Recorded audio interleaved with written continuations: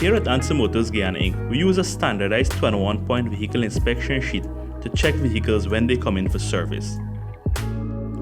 This sheet is broken down into 4 sections which allow our technicians to accurately and efficiently service all vehicles.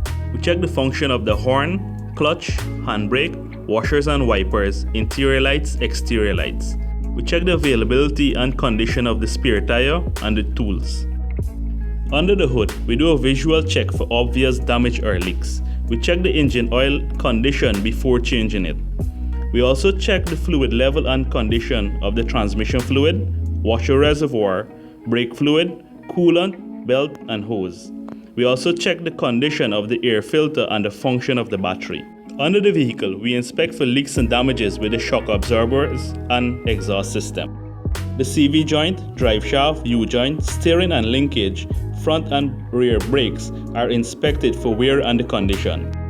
We check the wear and condition of the tires, record the tread depth, and set the pressure. So, I encourage you to check ANSA Motors Guyana Inc.'s Service Center to book your next service.